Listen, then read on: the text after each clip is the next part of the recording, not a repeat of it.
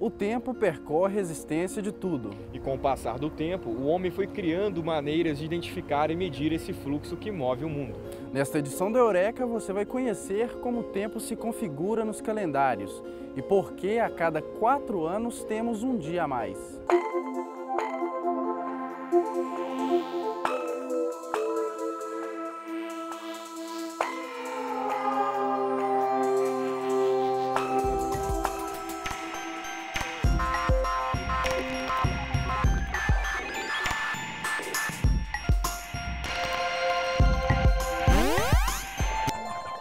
Para começar, vamos entender primeiro a origem desse nome, bissexto. 2016, ano bissexto, fenômeno que acontece a cada 4 anos. A ideia de sexto se relaciona com o fato do ano passar a ter 366 dias. Tá vendo? O número 6 aparece 2 vezes, assim bissexto. Mas há quem aponte outra explicação.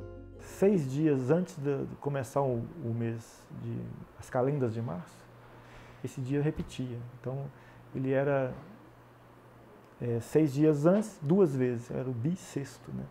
Bissexto. Então eles fizeram, de 4 em 4 anos você tinha que somar esse dia, mas era o dia 23 de fevereiro. Então era 23 de fevereiro, 23 de fevereiro de novo, 24, 25, 26, 27, 28, 29 de fevereiro. E aí ficou dessa forma. Mas para saber por que o ano bissexto acontece, só entendendo como a Terra se movimenta. O ano bissexto ele representa um grande desafio para o ser humano no contexto de se equilibrar o nosso calendário com relação à natureza mesmo do movimento terrestre, que é o próprio movimento de translação. A Terra ela demora um determinado tempo para dar a volta em torno do Sol, e isso determina inclusive a periodicidade das estações do ano e uma série de outros fenômenos terrestres, né? E o ano bissexto ele vem para ajustar o calendário, porque a Terra ela não demora exatamente 365 dias para dar a volta em torno do Sol, né? Existe uma pequena diferença nesse dado. Ainda ficou na dúvida? Então vamos lá. A Terra roda em torno de si própria na direção do oeste para leste. Este deslocamento é chamado de movimento de rotação. Uma rotação completa sobre seu eixo demora cerca de 23 horas, 56 minutos e 4 segundos, determinando a sucessão dos dias e das noites. Mas nem sempre o ano teve 365 dias.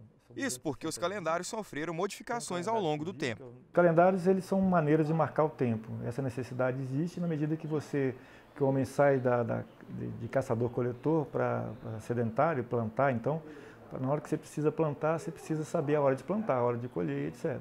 Então aí você começa a marcar o tempo. Então os calendários antigos, os primeiros calendários são baseados na Lua, são calendários lunares, e tem também os calendários solares. O calendário solar é o que é realmente utilizado na agricultura, que é importante no comércio, etc.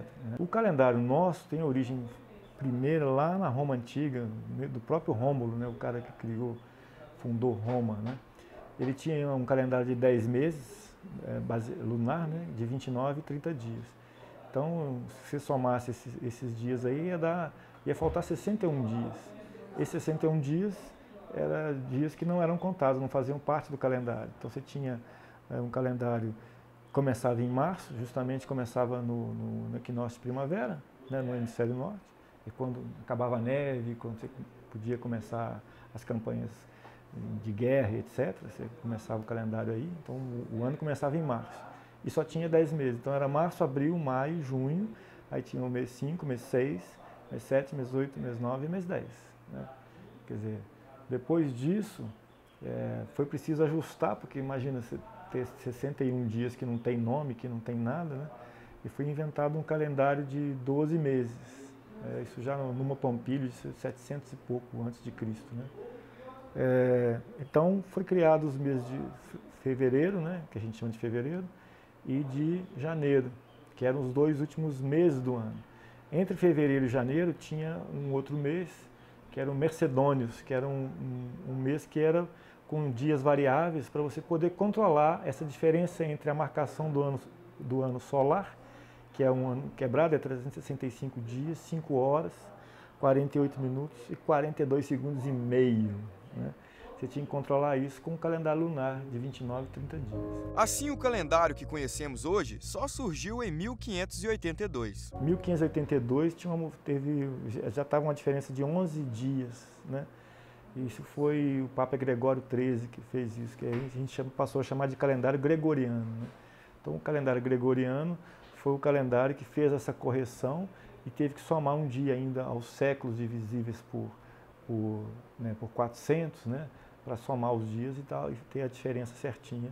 Mesmo assim, o nosso calendário hoje, o calendário gregoriano, ele vai dar uma diferença, ele tem alguns segundos de diferença, ele vai dar uma diferença de um dia no ano 3700 e alguma coisa, que eu não lembro exatamente, mas vai dar essa diferença lá na frente. Entendeu? Então, o calendário que a gente está usando é o chamado calendário gregoriano, foi feita essa mudança pelo Papa Gregório XIII, né, em 1582, e esse vem do calendário juliano, que veio do calendário de Rômulo, lá de Roma. E para muita gente, o misticismo dos números e dos astros determina o perfil de cada pessoa.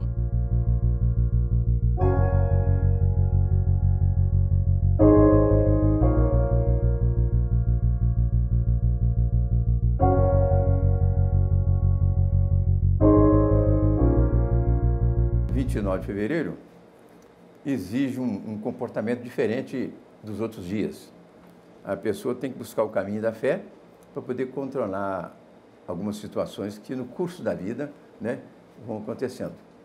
De forma que é uma pessoa psíquica, mas precisa de encarar a luta e encarar os obstáculos, transformar a luta em obstáculos em oportunidades para desenvolvimento.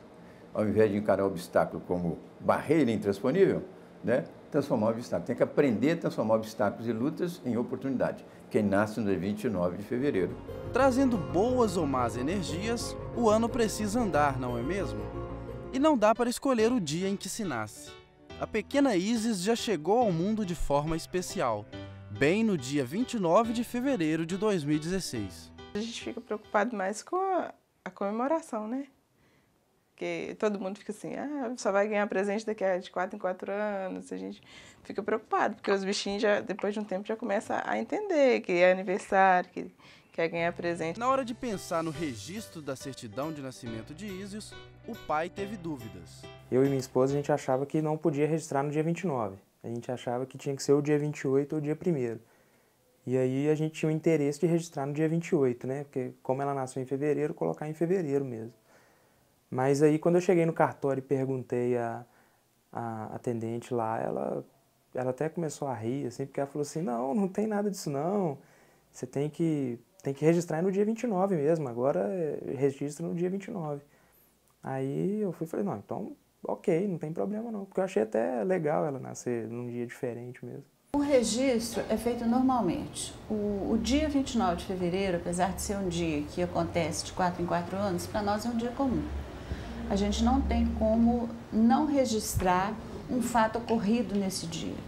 Tanto faz, seja o nascimento, seja a morte da pessoa, seja o casamento, que eu não me lembro de ninguém que queira ter casado no dia 29 de fevereiro, mas nascer e morrer, a gente não marca o dia, né? Então, as pessoas que nascem ou morrem nesse dia, o registro desse fato, porque a função do cartório de registro civil é registrar o fato que aconteceu. Eu registro o nascimento de uma criança, eu registro a morte de uma pessoa.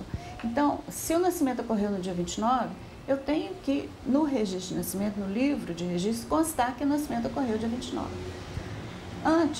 Antigamente, o pessoal poderia mudar o dia, acontecia caso de gente que mudava para o dia 28 ou para o dia 1º de março, para não querer ficar com um dia que é assim, tão único que só acontece de 4 em 4 anos. E se o assunto é cartório, uma dica.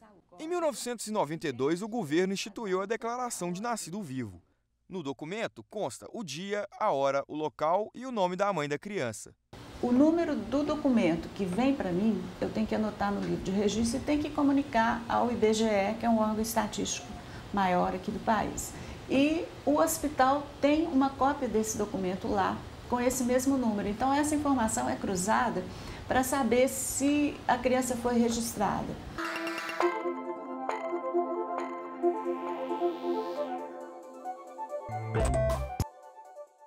As crenças e curiosidades em torno do ano bissexto estão pelo mundo todo. Na Irlanda, por exemplo, durante esse período, as mulheres podem pedir os homens em casamento e com a certeza de que vão escutar um sim. Eles são obrigados a aceitar. Já na Grécia, elas correm de casamento nesse ano. Lá reza a lenda que casar em ano bissexto dá azar. Bem, por falar em tempo, infelizmente o nosso chegou ao fim. Para continuar com a gente é só seguir nossas redes sociais. Até a próxima e tchau!